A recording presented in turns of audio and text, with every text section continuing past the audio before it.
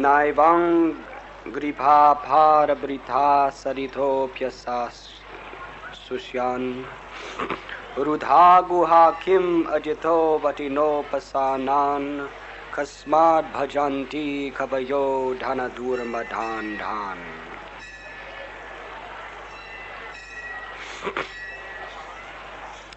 Are there no torn clothes lying on the common road?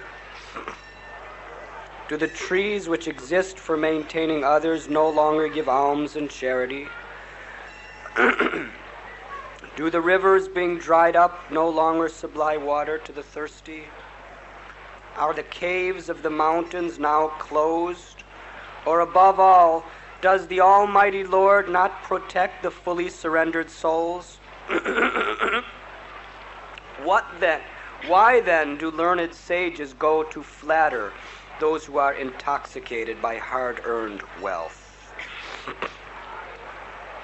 Purport by His Divine Grace, A.C. Bhaktivedanta Swami Prabhupada. The renounced order of life is never meant for begging or living at the cost of others as a parasite. According to the dictionary, a parasite is a sycophant who lives at the cost of society without making any contribution to that society. The renounced order is meant for contributing something substantial to society and not depending on the earnings of the householders. On the contrary, acceptance of alms from the householders by the bona fide mendicant is an opportunity afforded by the saint for the tangible benefit of the donor. In the Sanatan Dharma institution, alms giving to the mendicant is part of a householder's duty, and it is advised in the scriptures that the householder should treat the mendicants as their family children and should provide them with food, clothing, etc., without being asked. Pseudo-mendicants, therefore, should not take advantage of the charitable disposition of faithful householders. The first duty of a person in the renounced order of life is to contribute some literary work for the benefit of the human being in order to give him realized direction toward self-realization. Among the other duties in the renounced order of life, Srila Sanatan Goswami, Srila Rupa Goswami, and the other Goswamis of Vrindavan, the foremost duty discharged by them was to hold learned discourses amongst themselves at Seva Kunj, Vrindavan, the spot where Sri Radha Damodar's temple was established by Srila Jiva Goswami, and where the actual Samadhi tombs of Srila Rupa Goswami and Srila Jiva Goswami are laid. For the benefit of all in human society, they left behind them immense literatures of transcendental importance. Similarly, all of the acharyas who voluntarily accepted the renounced order of life aimed at benefiting human society and not at living a comfortable or irresponsible life at the cost of others.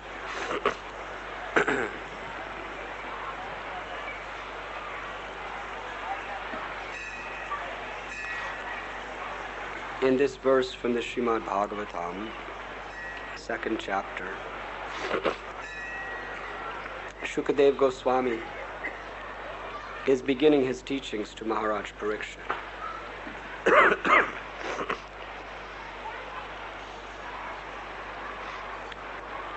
In this very famous and important verse, he's explaining the nature of a true devotee of the Lord. Such a devotee has complete faith in the mercy of God. Krishna is the source of everything that exists. Janmadyashayataha. He is the ultimate controller of everything.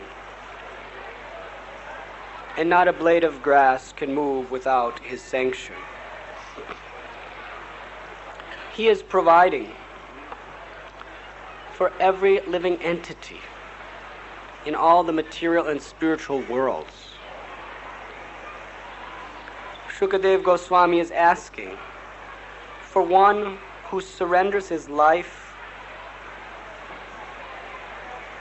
to the service of the Lord, will the Lord not protect him? Will the Lord not provide for him?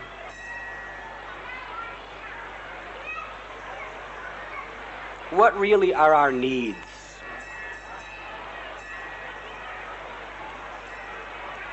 We have so many wants, so many superficial desires,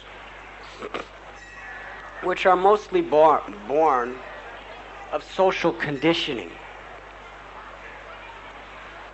The society we live in brainwashes us to think that we need so many unwanted facilities.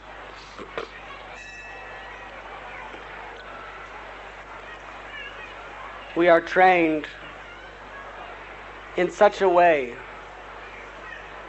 that there are so many artificial necessities that we can never have enough of them. And the more artificial necessities you have, the more you require other artificial necessities to maintain those. In this way, life becomes an endless complexity. Simple living, high thinking, is the basis of spiritual development. Simple living means to come down to the reality. What really do we require in life? Shukadev Goswami is explaining so many wonderful wardrobes of clothes we think we need. So many sets of shoes that we think we have to have for every possible occasion. Are the trees not giving their bark freely?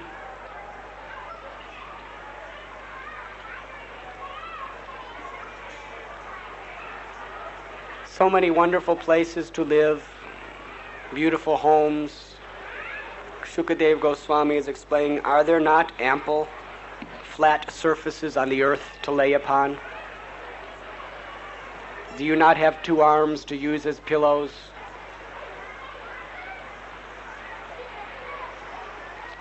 As far as utensils, did the Lord not provide you 10 fingers and the palms of your hands?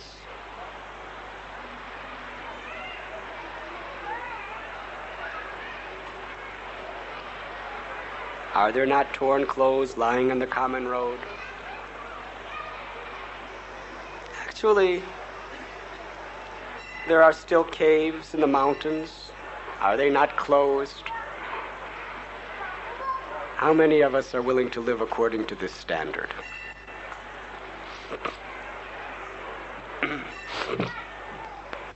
This is real civilized life. What we are living is totally uncivilized. It's barbaric. Of course, in our brainwashed conditioning, we are thinking people living in caves and eating with their hands and wearing tree skins, that they're barbaric. But according to the Bhagavatam, Shukadev Goswami, he didn't even wear tree skins. He considered that was an excess luxury. He wore nothing.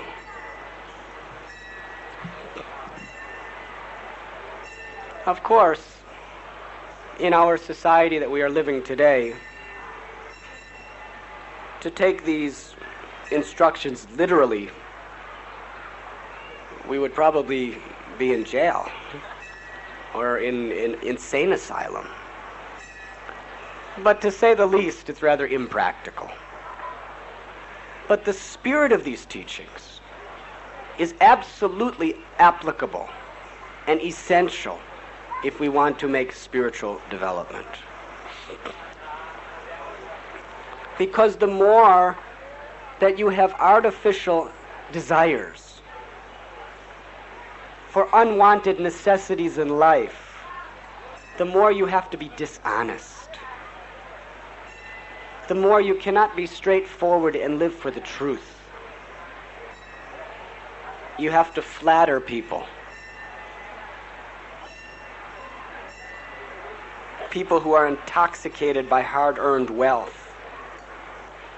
You have to become a slave, a servant of grossly materialist exploiters. Real freedom means to be independent. Independent of all the exploitation of this material society and all their exploiters. Able to just speak the truth as it is. In order to have this independence, one must be completely dependent in Krishna. One must have complete faith that Krishna will provide. If I just do what Krishna wants, I have nothing to fear.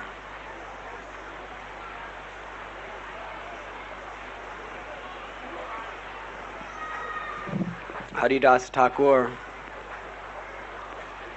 he was living in a cave, and people would come to him for spiritual guidance.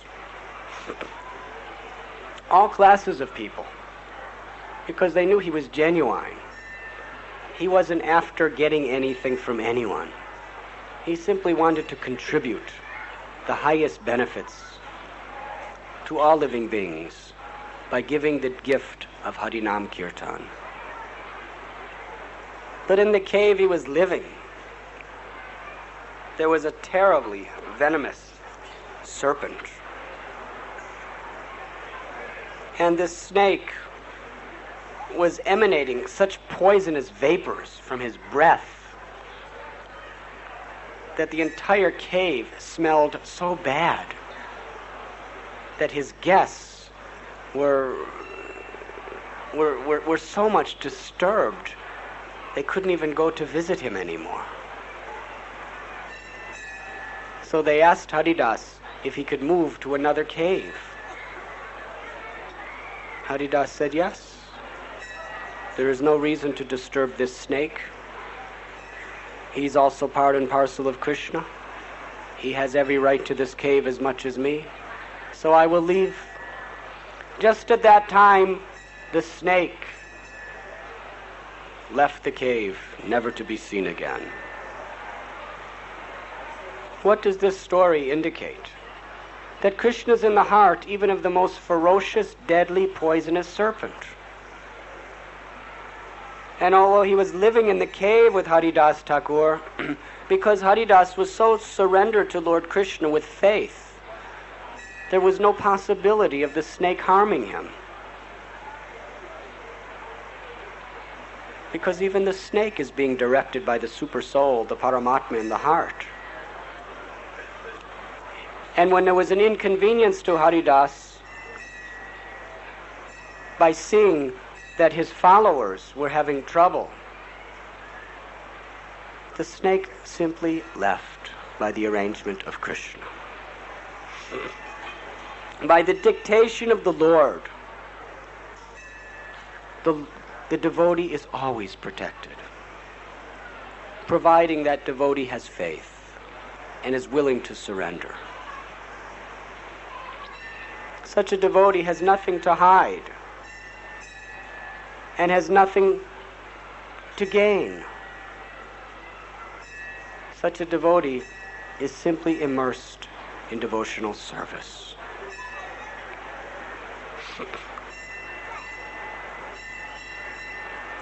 Of course, we must know that our real aim of life is purification.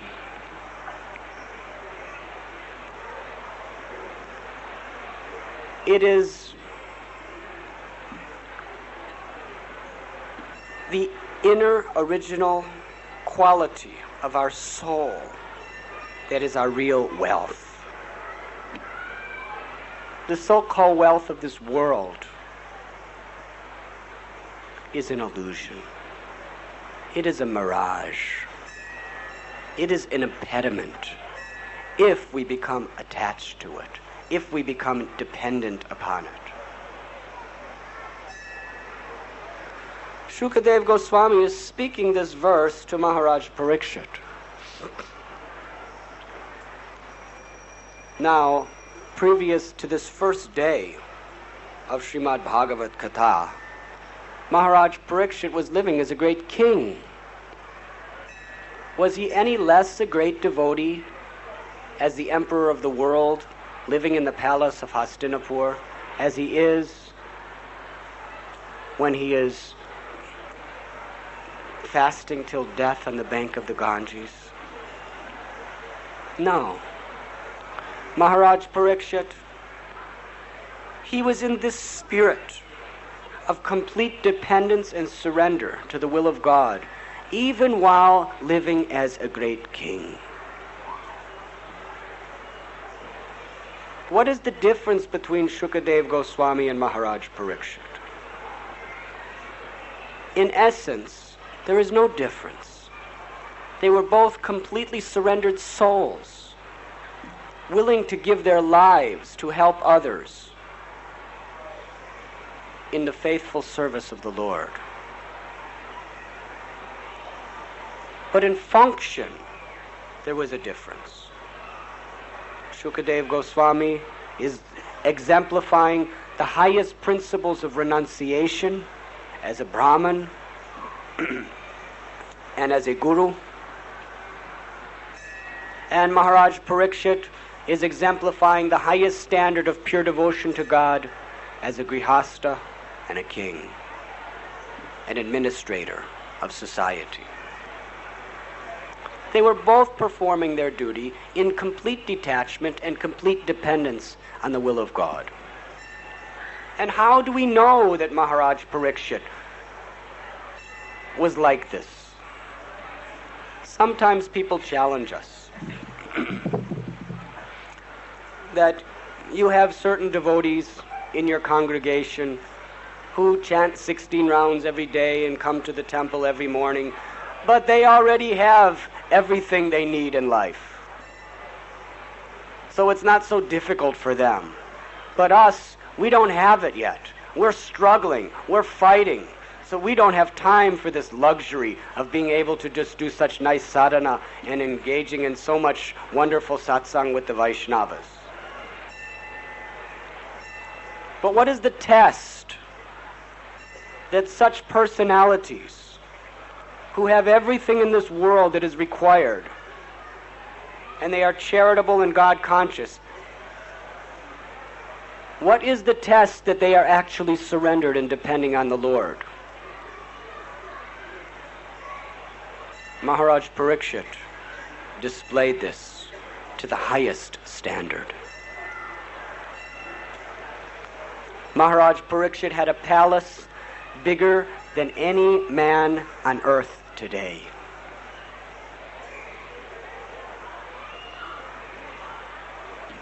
There is the United Nations. So many countries, so many political heads, presidents, prime ministers, kings. They all have their little domain. They're all making their international policies to try to have various relationships with other kings and other prime ministers of other lands for economic purposes. Maharaj Parikshit did not need any such diplomacy or negotiation because he ruled the entire world. And every other political leader on earth bowed at his lotus feet.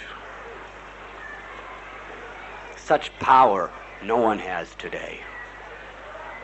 Such wealth no one has today. Such aristocratic, high social culture no one has today.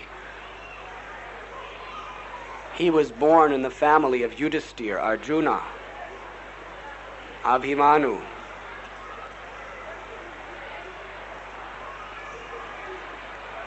Maharaj Parikshit was a Kshatriya at the time when Kshatriyas were real.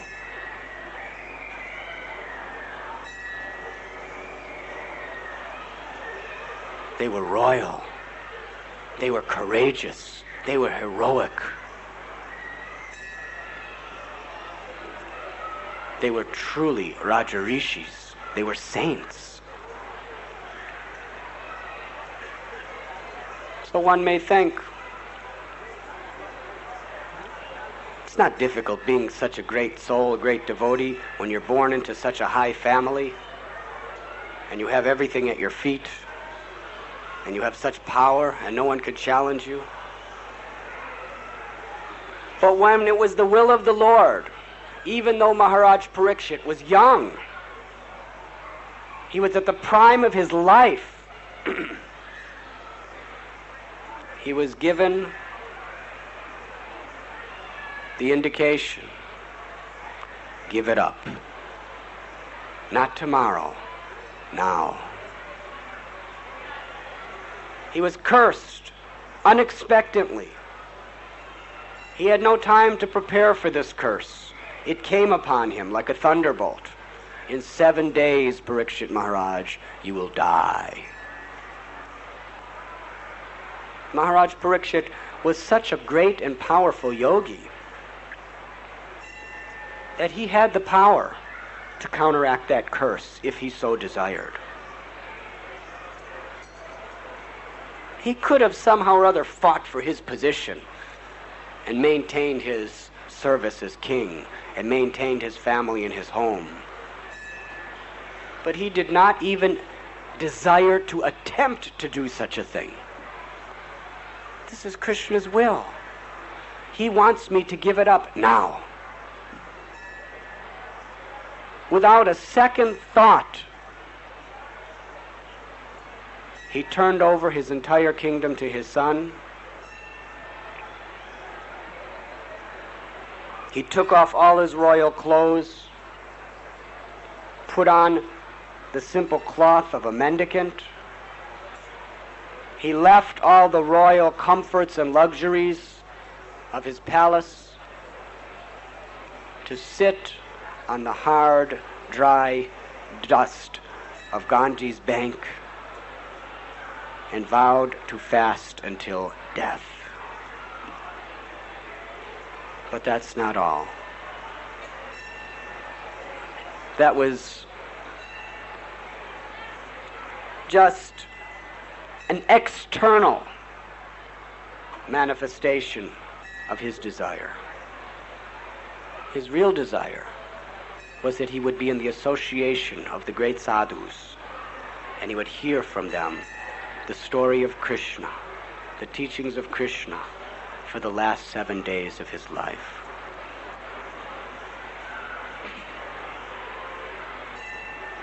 Are you willing to give everything up at a moment's notice if it is the Lord's instruction to you?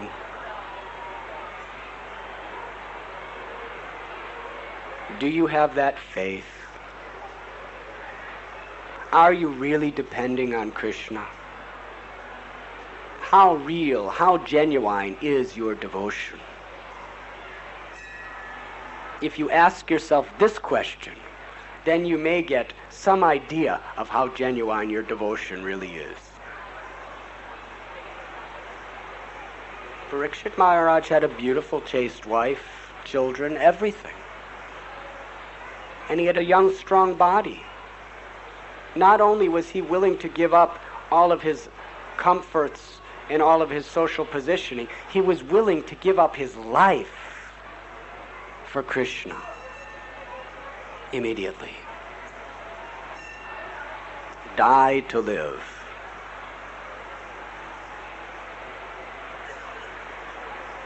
If we do not have something in this life we're willing to die for, we have nothing in this life that is worthy of living for. And there is only one thing worth dying for: Krishna. Service to Krishna. Devotion to Krishna. We cannot imitate Maharaj Parikshit, but we can understand the standard which he is giving to the world. And we must make this realization and devotion that he has our goal of life. And we must gradually approach that realization systematically, according to wherever our realization is right now. We must be striving, praying, and preparing ourselves, because before death, this is what is expected of us, this type of devotion. To have so much faith in Krishna that we're willing to do anything for him at any time according to his will.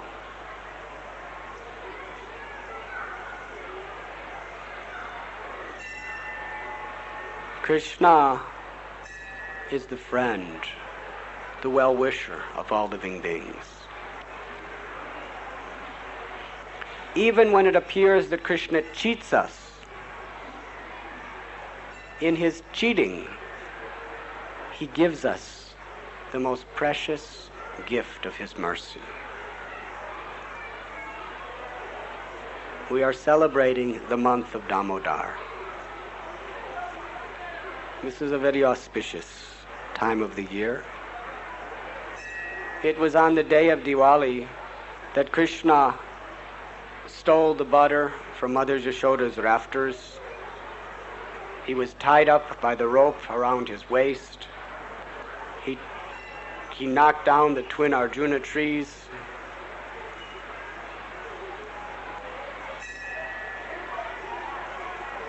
In this way he displayed the intimacy of the love between himself and the residents of Vrindavan. This is the month where Krishna is celebrated as he who cheats the gopis, he who is a thief, who steals their butter. But actually, through these wonderful pastimes, Krishna has come to steal our hearts. And the gopis of Vrindavan, they only made their butter for one purpose: to make it so nice, so delicious, that Krishna will come to steal it.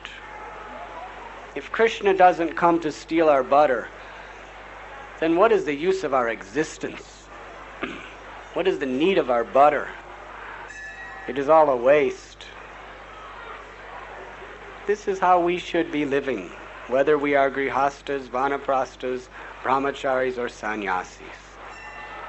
Whatever we do in our life, we should be hoping that we can do it so nice that Krishna will want to accept it. We should not act for our own selfish interests or our own extended selfish interests. We should act for Krishna, knowing, as Rupa Goswami has given us the instruction, that just surrender to Krishna, you will not lose. You will gain millions and trillions and quadrillions of times over. What do we have to surrender? Everything already belongs to God. The only thing we have to surrender is the misconception that anything is ours, and simply offer what is Krishna's to Krishna. That inner spirit of sacrifice is what makes our life worth living.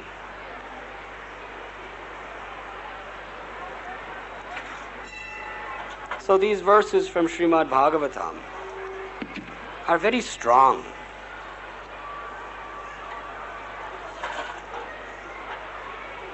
Shukadev Goswami is what we would call a very powerful preacher, a no-nonsense preacher. He's simply presenting the truth right to your face, as fearful as it might be. When we hear these verses, sometimes they're fearful. How can he say this? That there's still caves in the mountains? There's still flat ground to lay on? You still have your palms as utensils? Is there not rags laying on the ground. To live by this standard is fearful. Why is it fearful? Because we have no faith. Or let us say, little faith. To the degree it scares us, to that degree we are not really depending on the mercy of Krishna. Therefore, devotees are fearless when they become truly advanced. Abhaya charanara vindare. How is it that the most prominent quality of an advanced devotee is compassion and fearlessness? Fearless because a devotee knows, I don't require anything of this world. I have Krishna. As long as you think you require anything of this world, that means you are fearful.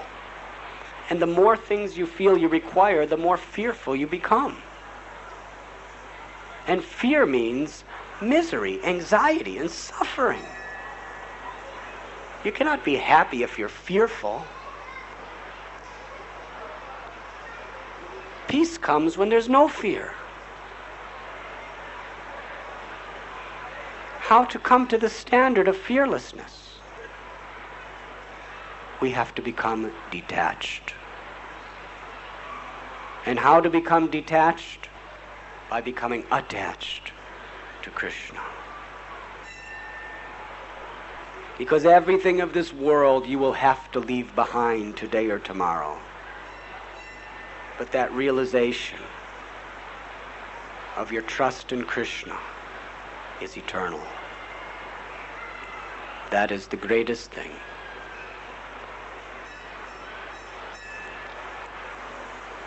This Krishna consciousness movement is the gift that has been given to all of us by the great previous acharyas, such as Shukadev Goswami and his servants.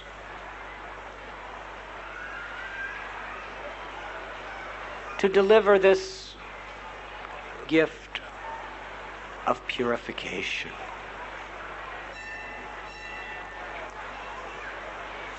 This Krishna consciousness movement is so wonderfully like the full moon, creating light in the darkness of this age of Kali Yuga. Darkness means ignorance. Ignorance means janasya mohoya mahamameti. That I am this body and those things in relationship to this body are mine. That is the definition of ignorance. In this dark night of Kali, where ignorance is so greatly prevailing, the full moon of Sri Chaitanya Mahaprabhu's mercy is shining bright. And what is his mercy? The transcendental opportunity to perfect our lives, to receive the greatest treasure of Krishna Bhakti, by which we become fearless, by which we can be in this world but not of this world, by which we can become like Maharaj Parikshit. We can be perfect, happy, peaceful grihastas. We can be very, very productive, contributing great resources to society through our work, but at the same time be completely detached. That I don't need any of it. All I need is Krishna's name. All I need is the association of his devotees. If I have that, my life is perfect and complete. And everything else is just a decoration. If Krishna wants me to utilize all these decorations, I will use it. but my inner self is detached. All I need is Krishna's name and Krishna's devotees. If Krishna gives me so many other things to work with, I'll use it for him. If there comes a time he says, you don't need it, I can give it up. That is the real standard of life, spiritual life. Shukadeva Goswami is teaching the principle of the highest renunciation, yukta vairagya. That whatever resources God has provided in this world, they are all meant to be used in God's service. Whatever abilities we have, use it in God's service. But don't be attached. Don't be attached to the ability, and don't be attached to the facilities that the abilities generate. Only be attached to the service. That is Krishna consciousness. That is the standard of real human life. Not to be spoiled brats before God. I need this, I want this, I need this, I want this, I need this, I want this. Did you ever see a child that's like that with their parents? A parent can never satisfy them. The more you give them, the more they want. The more you give them, the more they want. The more they have, the more they have to defend it. The more they're afraid they're going to lose it. The more they're competing with all their other friends. A spoiled brat is never satisfied. And therefore it's the duty of a parent to not spoil their children. If you spoil your child, you ruin their life. Teach them to be content with whatever comes of its own accord. That is a real parent. You can provide, but don't provide in such a way that they're always thinking that they will get their way. Because this world is a hard struggle for existence. But we're all like spoiled brats before God. Give me this, I want this. I'll serve you if I have this. I'll love you, but first I need this. We make so many conditions, but we're never satisfied. The more conditions we make, the further from God we go. The more material desires we have, the less we can understand the real wealth of our own inner consciousness. And this is the essence of Bhagavad Gita. You perform your duty, you do your work, you be responsible, but you be detached. You take it or leave it according to God's will. You have that faith. You know that death can come tomorrow.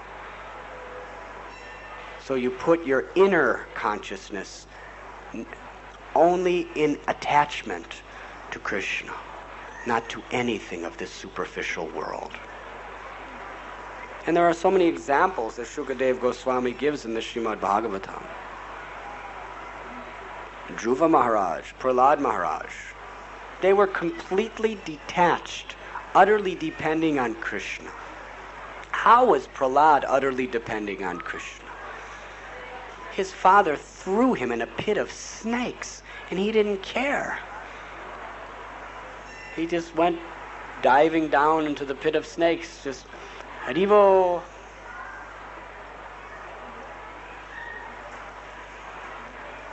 Because he knew, Krishna, you're in the hearts of these snakes. If you want them to bite me, they will bite me. Nice. If you want them to lick me, they will lick me. Very nice.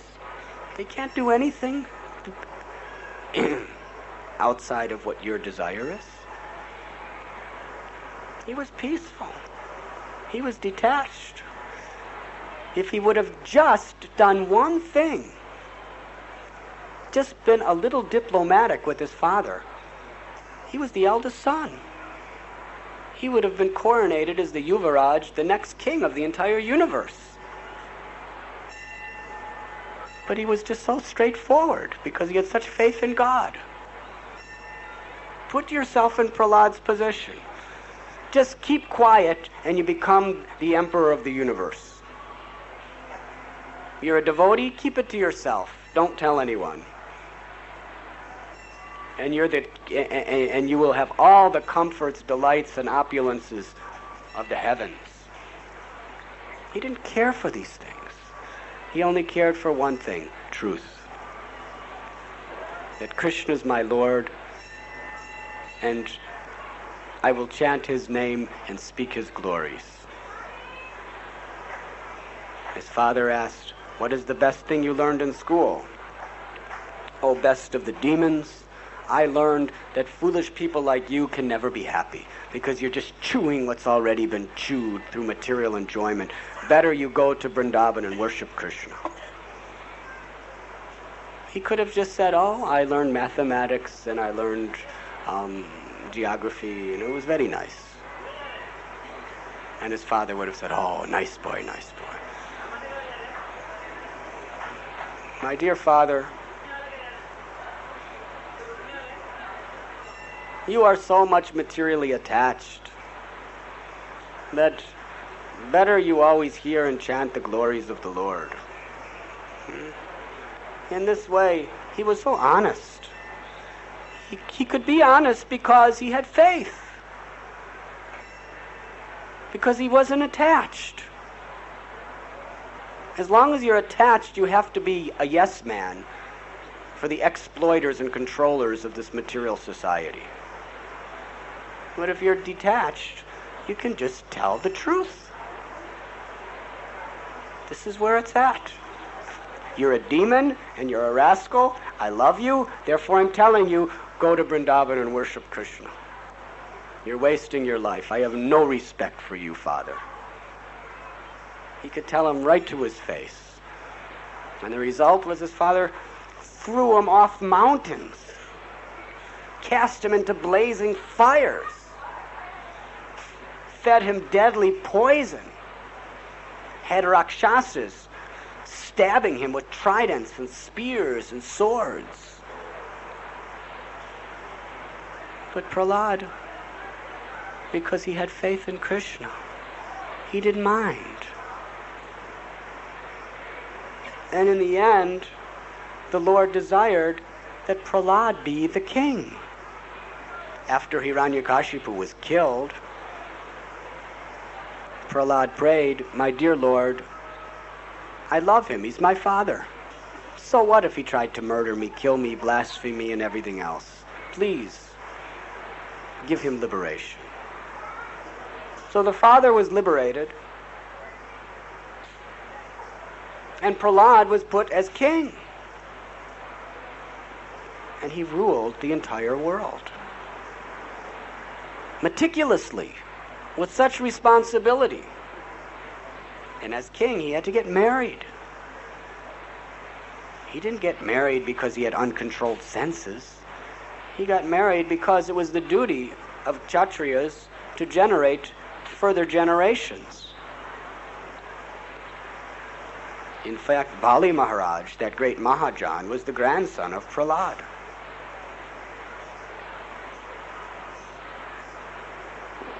So in this way, Prahlad showed us how one can be living as a grihasta, fully responsible in one's duties to the world, and at the same time be completely detached from material enjoyment and attached to Krishna. Willing to leave it all in a second if it was Krishna's will, and willing to accept anything if it was Krishna's will. That was his inner strength, his inner purity. And here in India, although what I'm speaking tonight is the heritage of Indian culture, this philosophy of knowledge, detachment, and devotion is Indian culture, not dancing with sticks.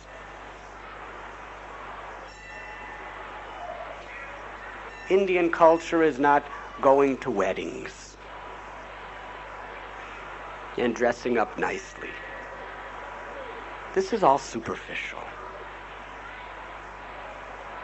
The actual heritage and birthright, which is the truth of the culture of India, is what Shukadev Goswami and these other great saints and sages have given you. And that is the understanding of how to live in your life in such a way that you have knowledge of what is truth. And through that knowledge you are detached from anything that is contrary to devotion to Krishna. And you have complete attachment to God's.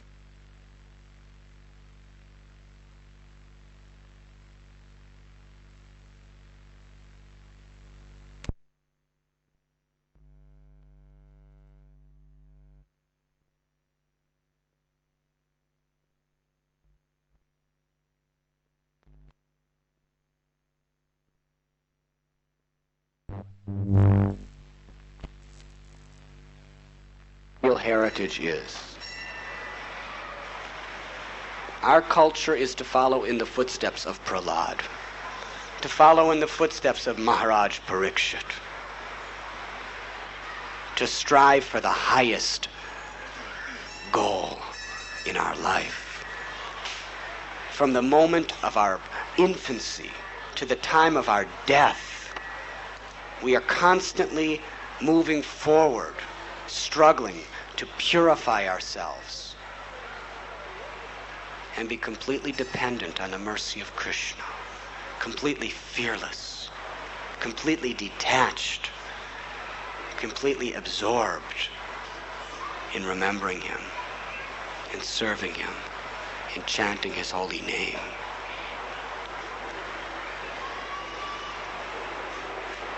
Our Guru Maharaj would often quote a beautiful verse of Sri Chaitanya Mahaprabhu. Bharata bhumite hoila manusya janma jara janma sarataka kari kara para upakar.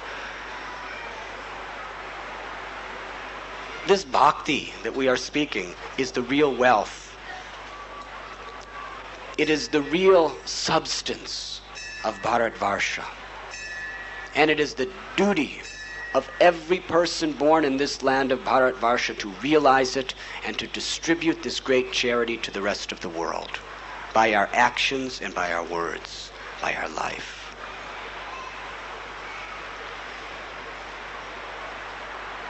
And the world is suffering terribly. And India is suffering most terribly. Why? Because we are neglecting our inheritance. We are too weak-hearted. We are too petty in our ambitions in life. Keep your mind fixed on the ultimate goal. Perform all your work with this in mind. This is Sanatana Dharma.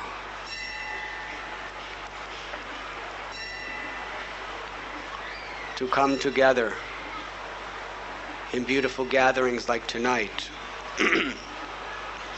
to hear these higher truths of Srimad Bhagavatam,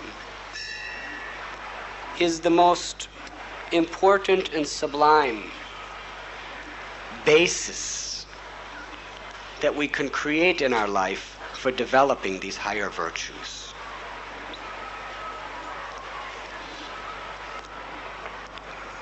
Our Madan Mohan Prabhu and Radhika Rani, Mohan Shetty and his wife, we see how, if you look up, you will see these lights.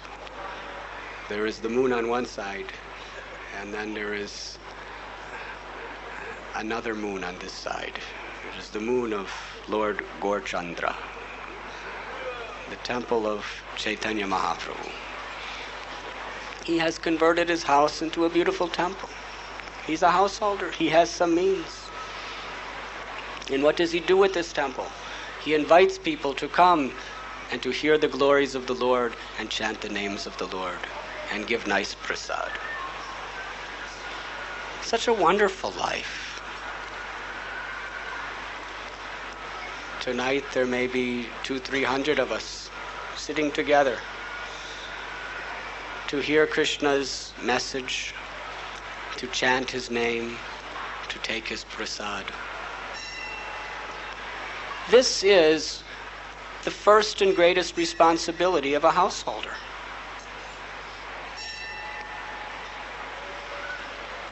Householders make money, whether you make a little or a lot.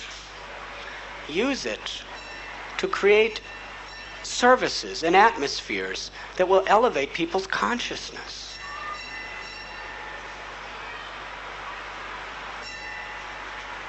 That is why Krishna gives us whatever he's given us. But it is our choice whether we want to use it for that purpose or not.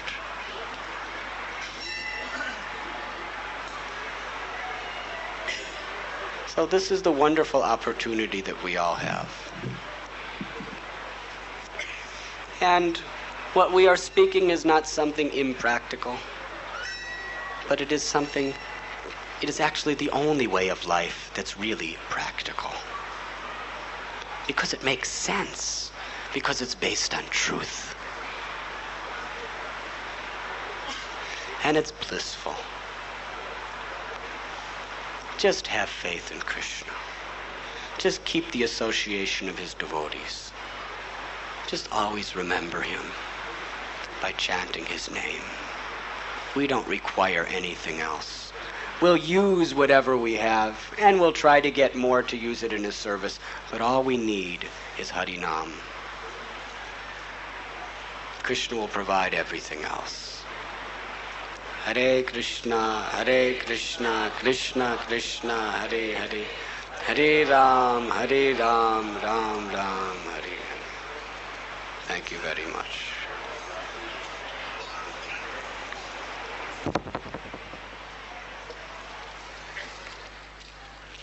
हरे कृष्ण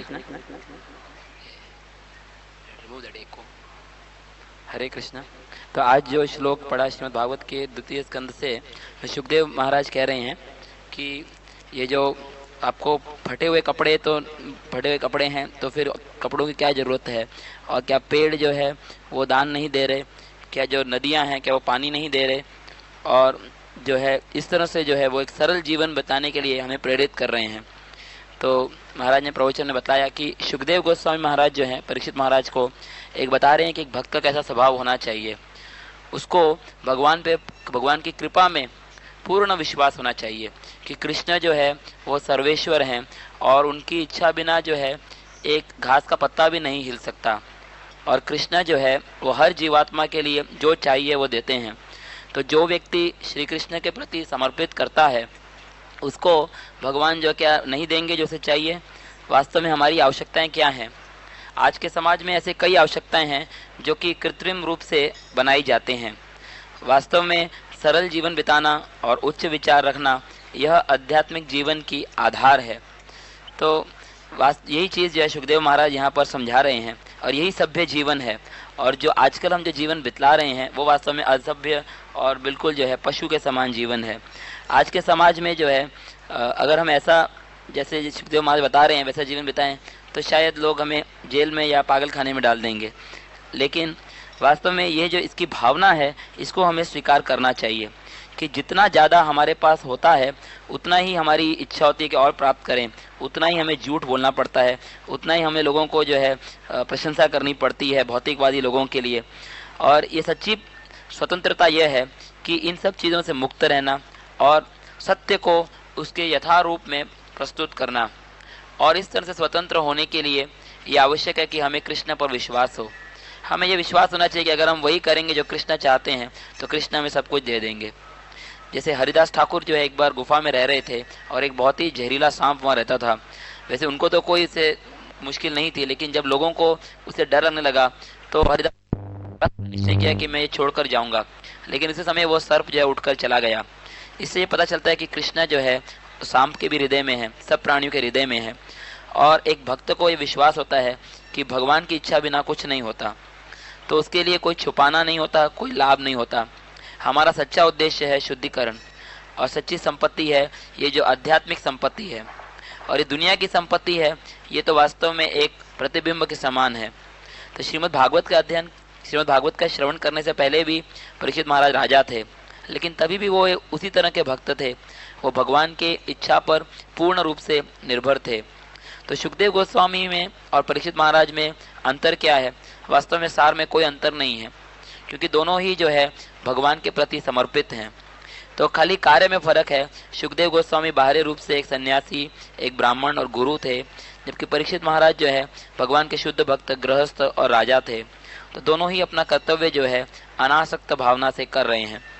हमें किस तरह से पता चलता है कि परीक्षित महाराज जो है सही चेतना में थे कि नहीं? कई लोग कहते हैं कि आपके मंदिर में जो लोग आते हैं, जो नियम पूर्वक सुबह आते हैं, वो उनके पास सब कुछ है और हमारे पास तो ये नहीं है, इसलिए हमें ज़्यादा संघर्ष करना पड़ता है। तो परीक्षा कैसे है कि हम जानेंगे? तो परीक्षित महाराज ने अपने उदाहरण से दिखाया है कि उनके पास सब कुछ था, लेकिन जब उनको शाप मिला तो उनके पास समय की कोई तैयारी करने के लिए समय भी नहीं था। लेकिन वो चाहते तो शाप को जो है विफल कर सकते थे, लेकिन फिर भी उन्होंने सब कुछ त्याग दिया और जो है बिल्कुल सरल वस्त्र धारण करके वो गंगा जी के तट पर बैठ गए। ये उनकी इच्छा का बाहरी रूप था, और उनकी आंतरिक इच्छा थी कि भगवान के भक्तों के संग में कृष्ण कथा का श्रवण करना। तो हम भी इसके लिए तैयार हैं? क्या हमारे अंदर भी इतनी श्रद्धा है? अगर आप इस प्रश्न का उत्तर देंगे तो आपको पता चलेगा कि आपकी भक्ति कितनी सच्ची है। तो परीक्षित महाराज जो है वो अपना जीवन देने के लिए तैयार थे श्री कृष्ण के लिए। हम परीक्षित महाराज की नकल तो नहीं कर सकते, लेकिन उनके स्तर को अपने जीवन का ध्येय बना सकते हैं। मृत्यु आने से पहले हमें किस स्तर पर पहुंचना है ये हमें पता चल सकता है कि हमारे अंदर इतनी श्रद्धा होनी चाहिए कि हम श्री कृष्ण के लिए कुछ भी करने के लिए तैयार हो जाएं किसी भी समय। कृष्ण जो है सबके परम मित्र हैं, जब वो कुछ छीन भी लेते हैं तो भी उनकी कृपा होती है। जैसे अभी ये दामोदर महीना है, इसमें कृष्ण भगवान जो है मक्खन चोरी करते हैं और यशोदा माता उनको पेड़ से बांध देती है।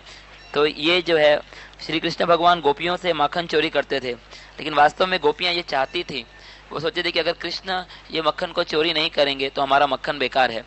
उसी तरह से हम जीवन में जो कुछ भी करते हैं, अगर श्री कृष्ण नहीं स्वीकार करते तो वो बेकार है।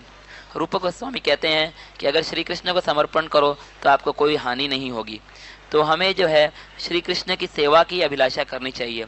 जो श्री कृष्ण का है वो फिर से श्री कृष्ण को अर्पण करना चाहिए। सुखदेव गोस्वामी एक बहुत ही शक्तिशाली प्रचारक हैं। वो सत्य को सही रूप में प्रचार कर रहे हैं, वो डरते नहीं हैं। तो वास्तव में लोग डरते किस लिए हैं? क्योंकि श्रद्धा नहीं होती। जितना हमको डर होता है इसका मतलब ये है कि उतना ही हम कृष्ण पर आश्रित नहीं होते। भक्त के दो गुणों में से एक है कि बहुत कृपा दिखाना और निर्भय रहना। निर्भय इसलिए क्योंकि मेरे पास कृष्ण है, मुझे और किसी चीज़ की आवश्यकता नहीं है। अगर आपके पास ज़्यादा है तो आपको भय ज़्यादा होगा। शांति तब आती है जब कोई भय नहीं होता। तो निर्भय होने के लिए अनासक्त होना चाहिए, और अनासक्त होने के लिए श्री कृष्ण के प्रति आसक्त होना चाहिए। कृष्ण भावना ये हम सब के लिए एक भेंट है जो कि सुखदेव गोस्वामी और उसके सेवक जो हैं आचार्य वो हमें प्रदान कर रहे हैं। कृष्ण भावना एक पूर्ण चंद्रमा के समान है जो कि कलयुग के अंधकार में जो है प्रकाश फैला रहा है। ये जो अज्ञान है, ये मैं हूँ, ये मेरा है, इसको दूर कर रहा है। इस कलयुग के अंधेरे में श्री चैतन्य महाप्रभु का पूर्ण चंद्र जो है प्रकाश दिखला रहा है। उनकी कृपा जो है ये है भक्ति के रूप में हमें प्रदान की जा रही है। हमें ये पता होना चाहिए कि मुझे सिर्फ कृष्ण का नाम और कृष्ण के भक्तों का संग चाहिए, बाकी सब तो सिर्फ सजावट है। अगर कृष्ण दें तो मैं उसको उपयोग कर सकता हूँ। तो सुखदेव गोस्वामी ये सिखला रहे हैं युक्त वैराग्य कि कैसे हर एक चीज़ को कृष्ण की सेवा में लगाना है, विश्वास रखना है। एक बच्चे की तरह नहीं कि हम भगवान से बार बार बोलें कि हमें ये चाहिए, हमें वो चाहिए। हमें प्रहलाद महाराज की तरह बनना है। वो अपने पिता से बिल्कुल सीधे कहते हैं कि आप जैसे मूर्ख लोग जो हैं वो कभी कुछ भगवान की भक्ति में नहीं लग सकते। आप जो है चबाए हुए को चबा रहे हैं, ज़्यादा अच्छा कि आप वृंदावन में जाकर कृष्ण की भक्ति करें, क्योंकि उनको कृष्ण पर विश्वास था। अगर आपको भगवान पर विश्वास हो तो आप सत्य बोल सकते हैं। और अंत में प्रहलाद महाराज राजा बनते हैं, विवाह करते हैं और एक जिम्मेदार गृहस्थ का कर्तव्य भी निभाते हैं। तो ये वैराग्य और ज्ञान और भक्ति का जो दर्शन है ये भारतीय संस्कृति है। सिर्फ जो है ये डांडिया डांस करना या शादी में जाना, अच्छे वस्त्र पहनना, ये जो भारतीय संस्कृति नहीं है। तो भारतीय संस्कृति का मतलब ये है कि ऐसा जीवन बिताना कि हमको मालूम हो कि क्या चीज़ सत्य है, और अनासक्त रहना और भक्ति के प्रति आसक्त रहना।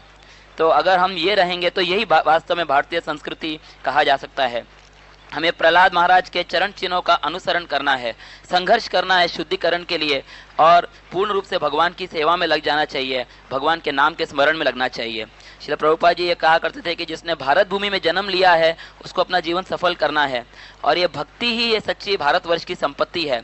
और हर भारतीय का ये कर्तव्य है कि इस ज्ञान को समझे, इसका साक्षात्कार करके दूसरों को बांटे, अपने वचनों द्वारा, अपने कार्यों द्वारा और अपने जीवन द्वारा। ये पूरी दुनिया दुख भोग रही है, विशेष करके भारत बहुत ज़्यादा दुख भोग रहा है, क्योंकि हम अपनी संस्कृति का अवहेलना कर रहे हैं। हम जो है बहुत कमज़ोर हृदय के दुर्बल बन गए हैं। हमें अपने अंततः जीवन के ध्येय की ओर लक्ष्य बनाना है, यही सनातन धर्म है। एकत्र होकर श्रीमद् भागवत का अध्ययन करना, इससे जो है ये सद्गुण विकसित हो सकते हैं। और गृहस्थ की विशेष करके एक जिम्मेदारी है कि जो भी पैसा कमाते हैं, चाहे ज़्यादा हो या थोड़ा हो, तो ऐसा माहौल पैदा करें जिससे लोगों की चेतना जो है उच्च कृष्ण भावना बन सके। और यही कृष्ण भगवान हमें दे रहे हैं कि हमें कृष्ण में श्रद्धा रखनी है, भगवान के भक्तों के संग करना है और भगवान का नाम कीर्तन करना है। हमें सिर्फ एक ही चीज़ चाहिए और वो है हरि नाम, बाकी सब कृष्ण दे देंगे। हरे कृष्ण। हरि बोल।